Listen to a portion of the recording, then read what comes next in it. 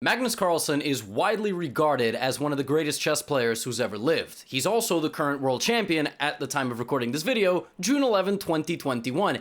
And every great player in history has had an immortal game, or several. An immortal game in chess is when you just pop off. You sacrifice a ton of pieces, you lead a devastating attack against your opponent, and in this video, I'm going to show you his game in the 12th round of Corus Group C, a tournament in 2004. Magnus Carlsen is just 12 years old at the time of this game, and he is taking on Sipke Ernst, who's double his age. He's 25 years of age at the time in 2004, and they are the clear two frontrunners of this closed round-robin tournament. Corus is one of the most prestigious tournaments in chess. Group A has some of the top players. Magnus is on the come-up. He's in Group C. So, this is a round-robin tournament. There's 14 players and 13 rounds, and this is the penultimate round. So, Magnus begins with e4, and his opponent plays c6, the Caro-Kann defense. d4, d5. Nowadays, the critical main line to the Caro-Kann is to play e5. I mean, like, if you're gonna play the Caro with white, you should go e5. That is really at the highest level, how to get an advantage. Now, also, just quick friendly reminder, both these guys are international masters at the time, okay? Just keep that in mind. Knight c3. This is known as the classical variation, and I'm going to take you through not just the game, but also kind of the theoretical nuances of the way chess has developed in the last 17 years. Takes, bishop f5. This attacks the knight drops back and counterattacks the bishop moves out of the way. And it was always considered that after h4, h6 by black, knight to f3 trying to go to e5 and targeting this bishop, that the best way for black to play this was to play knight to d7, preventing that. White shuts down this bishop and then makes this trade. And black really should play queen c7 and long castle. Like, black should mirror white. White wants to castle long in many of these situations. And black should mirror white because it's too dangerous to go short. White already has a pawn here. White's got pieces flying in this direction. But theory started trending in a direction where black was playing e6 and saying, I'm not going to castle long. I'm actually going to castle the opposite direction of you. Let's have some fun. But it was still a very dangerous territory. And so Magnus plays bishop f4. 12-year-old Magnus Carlsen plays bishop f4, covering the c7 square from the queen. Nowadays, this is not the best move anymore. The best move is actually bishop to d2, because after bishop f4, black has a very funny maneuver, which, when I was learning this in 2011, was well known, but this is 2004. Computers are weaker, degree of preparation is not as high. Queen a5 check is a good move. And the bishop comes back. Black actually offers a trade, gets booted, and then gets their queen booted. However, even though this looks like a waste of time, the pawn on c4 will in many cases be a target. You've baited white to move a pawn forward. Pawns can't go backwards. That's the only thing you learned from this video. Pawns can't go backwards. Okay, you're done. No more chess for today. But here's the thing about this move, bishop to f4. This is 2004 we're talking about. So Sipke Ernst just plays knight f6. He just plays knight f6 and bishop e7. And just says, you know what, I'm going to castle short. I have a very deliberate plan. My plan is to castle short, and because we are castled on opposite sides, I will create an attack on your king. You can try to create an attack on my king. May the best player win. So how do we do that? How do we create an attack? Well, we got knights in front of the pawns, right? So we're going to have to move some of these knights out of the way. Magnus plays knight to e4. Now, black has a big option here. Black can take. And nowadays, this is actually considered good because you can win some time. You can win some time. And then you can bring your queen, and actually, you're also creating some threats. But black in that game just played queen a5 right away.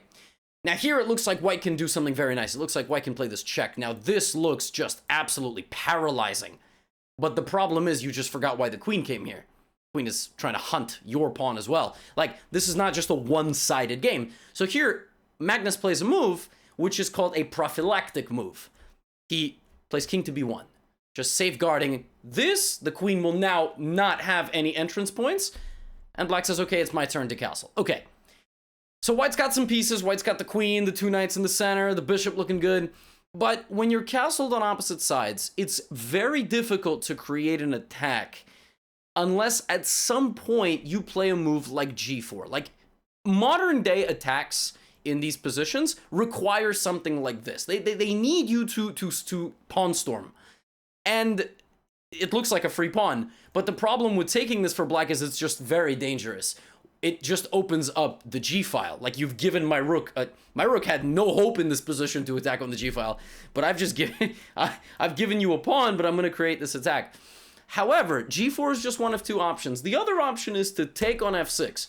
But there is a golden balance you need to strike when you are creating an attack. Why? Because what I mean by balance is you need to trade off pieces that defend your opponent's king, but you need to not nerf your own attacking forces. Does that make sense? Okay, we traded one knight. I apologize. We traded one knight, but I don't want to trade both knights. I don't want to trade both bishops because at some point I'm going to run out of firepower. You'll run out of defenders. I'll run out of firepower.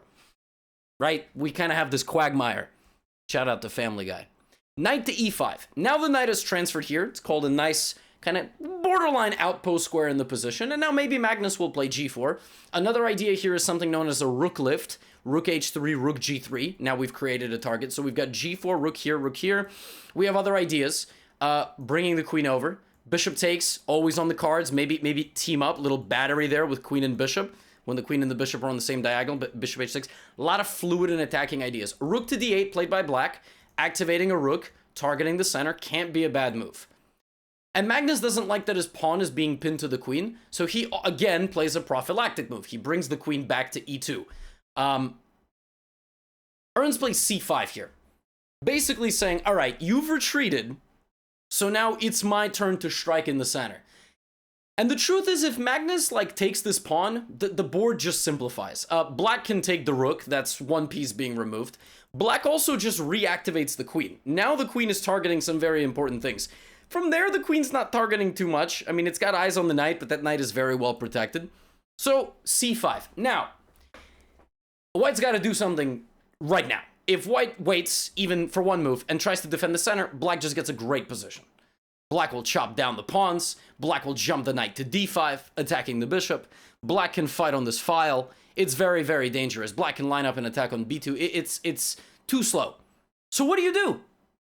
What do you do? Well, you've got to look at the most forcing moves. A check is a very forcing move. White has no checks on black. But white has some sacrifices. White can take on f7 or h6. Neither one of those do anything individually. White can retreat and attack the queen, but that's too slow. Magnus Carlsen plays knight to g6. I always like to say that moves that look impossible in chess, if they are possible, are probably bad news. They're very bad news. Magnus gives away piece number one. F takes g6. Now, you say, well, I don't understand. Why does he take? I mean, just go here, right? We always want to, it's like the magician, right? Like the magician on stage, you want to poke holes in the act. Why didn't he just play rook e8? He didn't play rook e8 because after takes, we have a problem for black. If you take my pawn, I take your rook for free. That's bad. But then you say, well, that's very simple. I'm going to take your rook, and then I'm going to take the pawn. No, that's also bad. Try to find why. I'll give you a couple seconds. It's bad because just the bishop fork. And the way you get better at this is you solve a lot of puzzles. You can also be the greatest child prodigy of all time. You can also just solve a lot of puzzles. Bishop to d6. This is a quick pattern. Boom, boom. Material is lost. So when knight g6 arrives on the board, you gotta take it. Now, what has been destabilized? Every time a capture occurs in a position, you've got to realize what's different now. So here's what's different. The e6 pawn has no guard.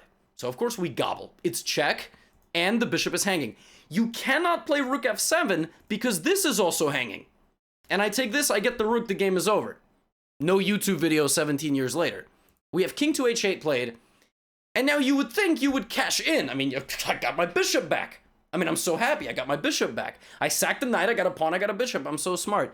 Not so fast because then knight d5. Uh-oh. Uh-oh. And the way you avoid mistakes like this is envisioning how your opponent can attack you. It's one thing to watch Magnus Carlsen, babyface assassin, just destroy everybody, but it's another thing to learn from these videos. You need to anticipate how your opponent can put you in danger because you're not the only one at the chessboard. So we have h takes g6 instead. Right now the balance of material is black has a knight, white has 2 extra pawns. White has 7 pawns, black has 5. 7 minus 5 is 2. Didn't think you would be studying math here, right?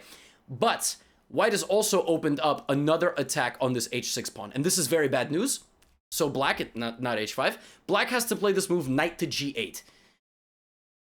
But not really, actually. Black, according to the engine, can also play a move like queen to b6 and try to trade the queen off, give away the bishop, and then try to create an attack on the queen, but the computer is a scumbag and should just stay out of it, like it has no business here. So knight to g8, very natural looking move, which defends everything, except for the fact that it doesn't defend anything at all, because bishop takes h6. Magnus Carlsen, 2 pieces sacrificed. Here's the problem. If you take me with the knight, then I have force mate. Force mate. I sack my rook. You can't stop me from checkmating you. Game is over. Queen's got a helper. The helper is the baby pawn. Game's over. Can sack all your pieces. I will mate you right after. So you have to take like this, and you say, well, what's the difference? Here's the difference. Now if I sacrifice this, the knight is still alive and covers checkmate. It's still the best move. Rook takes h6. This man has just sacrificed a bishop, a knight, and a rook. Okay. Black has to take. King g7, rook h7 is mate. Knight h6. Okay. Queen takes e7. Now the threat is queen h7 checkmate. The game doesn't end with like c4 queen h7. That would be terribly underwhelming. We would not be able to make content out of it. Black plays the move knight f7. Here's the thing about the move knight f7. If you play gf7, it looks like for a moment, black is just up a rook and just needs to defend. Because obviously, white wants to bring the helper, white wants to bring the queen, but black has time. That's black's whole point.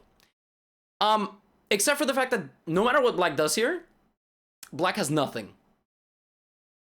Imagine that. Black has nothing. The good thing for white is that there is no back rank problems, the king is completely safe, and the queen is boxed in by its own pawn. That's really important. The queen can't just fly over here. Like, again, if, let's just say, like, this was the position. Like, the queen would be able to get back and at least try to defend, but it's blocked off by its own pawn. So Magnus plays g takes f7. Now, here's the interesting thing about this position. This position had been reached the year prior, but Magnus didn't know that. This was reached in a game between an international master from Spain and Jan Gustafsson. If any of you like Chess24, he's one of the main commentators there. In a tournament in Spain. And in that game, white played queen f6, king g8, and tried to go for checkmate, but suddenly freaked out when this happened. Now the queen is hanging, and this, I can't get through, and white freaked out and repeated moves in a completely winning position. Completely winning position, white repeated moves, freaked out, repeated moves. Magnus Carlsen didn't know that that happened, because that's just the way chess was in 2004. Now, if a person plays a blitz game on the toilet, it might make it into a database. Okay, like there is no comparing preparation 17 years ago. Like a game could have happened and you wouldn't even know about it. So Magnus takes. Ernst plays king to g7, trying to escape, bring the king closer, and here Magnus has to be very fast because rook takes f7 is coming. If, for example, Magnus gives a check and plays king f7 and gives a check, the king is going to run away. Like, being up a rook is a real thing. So as long as you don't get mated, run your king in the most obscure of fashions, do a little dance, you're going to survive. Magnus has one winning maneuver and only one winning maneuver. One. Try to find it. I'll give you a few seconds. It's a YouTube video. I can't just sit still. And I'm not editing this. There's going to be one take. So that move, folks, is the move. Rook to d3. And chess is a game of inches. So are some sports. But queen to e1. Looks like back rank mate, but it's not, because this queen triumphantly attacking the king also serves as a defender of the back rank. This is known as a rook lift. And this is better than going to h1, because h1 looks good in theory, but it does nothing. It will take a significantly more arduous vocab word, effort, to win the game here. It's still winning, but very, very close. You'll have to win an endgame. You'll probably have to get queen versus two rooks and some extra pawns. Instead, rook d3. Black plays this move, rook d6, which actually is quite creative, because if you just gobble the rook, you get mated. That's something I call continuity. Remember what your piece used to protect before you make a move. So Magnus has to find the best defense. Rook d6 is serving the purpose to meet rook to g3 check with rook to g6, and that happens. But now, Magnus finds a way to pull apart the defenders. He plays the only winning move again, queen e5 check. King takes f7. Queen f5. I don't understand. You're attacking me like this? I can just block. And here, if black just plays king e7, black will be mated in like 12 moves. And I don't know if Magnus saw the win by force, but after rook e3, it's all over. Anywhere you move your king, it will be taken with check and then just hunted down. It doesn't matter where you go. But black was a good sport, and he allowed something called Ipowlet's mate, which is when a queen checkmates a king surrounded by 2 rooks. Or 1, or generally 2. But this one usually happens vertically.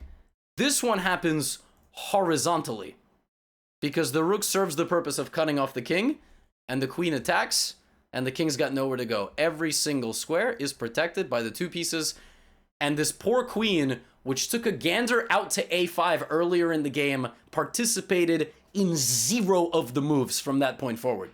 And Magnus Carlsen won this game. Now, the significance of this victory cannot be understated. It's one of the greatest games Magnus ever played. He's played many great games. In fact, I have a video on my channel called Magnus Carlsen's Best Game Ever.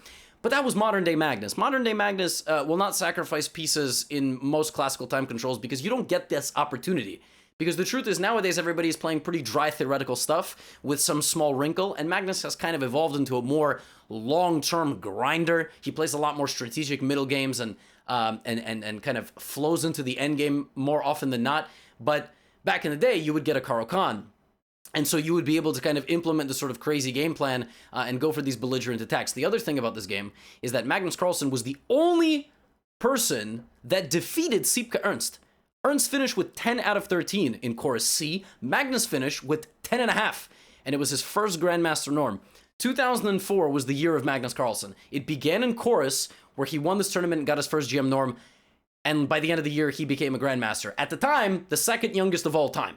So, wonderful game. Shout out to 12-year-old Magnus Carlsen, who would beat most Grandmasters, and I hope you enjoyed. It's very rare we get to see Magnus sacrifice a bishop, a knight, and a rook in a game, and get the game over with in under 30 moves. Also, a very beautiful, picturesque checkmate at the end. And yeah, folks, if you made it this far in the video, as always, I do appreciate you very much. I've got other Magnus Carlsen content, got other content of top Grandmasters. As always, do get involved in the comments. If there's anything that I haven't covered, do let me know about it, and I will make a video about it in the future. So, till next time, see you then. Peace out.